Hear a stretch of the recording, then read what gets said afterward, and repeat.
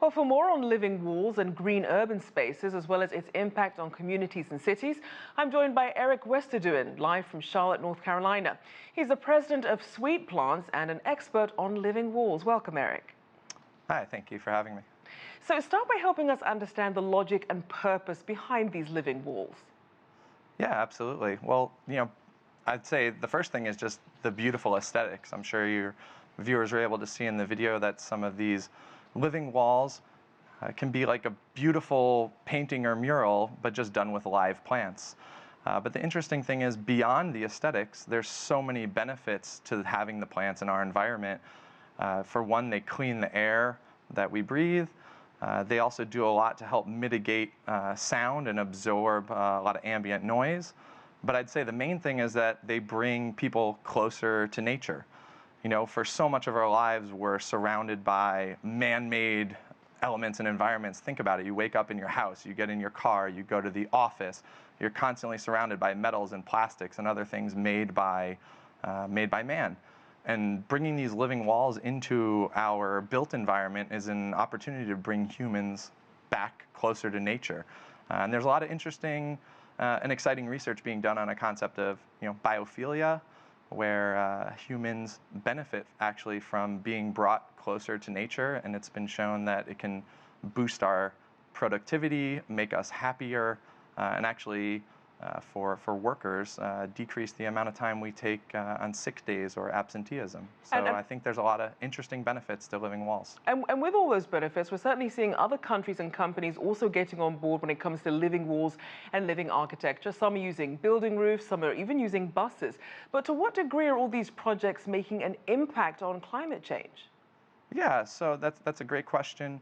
And I'd say if you look at any of these projects in isolation, it's going to be a very small drop in the bucket, and obviously climate change is a very large, complex problem that there's not one silver bullet solution to. But when you look at collectively all these roofs, walls, buses together, my hope is that they make some sort of impact on a collective measure. And I think that there's some interesting research being done to show that plants really do help reduce urban heat island effect. They can mitigate stormwater runoff, and so there's some really good benefits of green walls and green roofs that help us fight climate change. And like I said, on a singular level, maybe it doesn't look so much, but when you add them all up all across the world, if we keep building them, right, I think it'll have hopefully a good impact, and if nothing else, at least it'll make our cities look beautiful. Now let's also talk cost. I mean, how affordable is it to incorporate and maintain these living installations, especially into existing structures? Yeah, absolutely. That's a great question.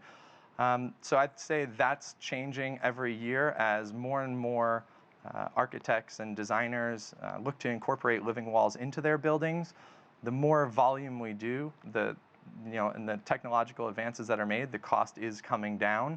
I'd say if you looked at it 10 years ago, it was hundreds of dollars per square foot, whereas now it's coming down to around 150, even 100, sometimes under $100 a square foot to get all of this stuff installed with plants and the system. And I think that's the reason we're seeing a transition now with what used to be living walls and living roofs only in commercial buildings. We're actually seeing some of that in residential spaces now. It's becoming affordable enough for the average homeowner to put into their own home. So then what sort of support has there been from government and the private sector at large on this? Yeah, so from governments, there's been a lot of incentive and subsidy programs all around the world for green roofs particularly. But in the private sector, I think we're seeing a lot of companies react to their customers and their employees demanding them to be more sustainable or more green. So I'd say putting a giant green wall in your company's lobby is a great way to signal to your employees and your customers that you're committed to being green and being sustainable.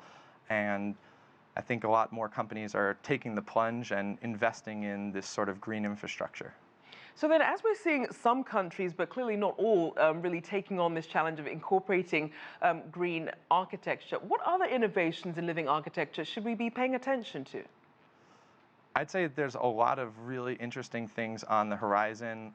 One that I think is an interesting twist on vertical gardens and green roofs is that now we're starting to incorporate some actual production farming. So you see in urban areas particularly, they're starting to do vertical urban gardening where they're actually growing fruits and vegetables and lettuces in these vertical gardens. And if you look at how much they're able to produce vertically in a small amount of space, it's multiples times more than what you'd be able to produce outside in an acre of crops. So the technology is still really in the infancy, and it's a little expensive now, but I think give it some time to progress, and I think that's a really interesting sector to watch. All right, thank you so much for your insights. Eric Westeduin there, President of Sweet Plants.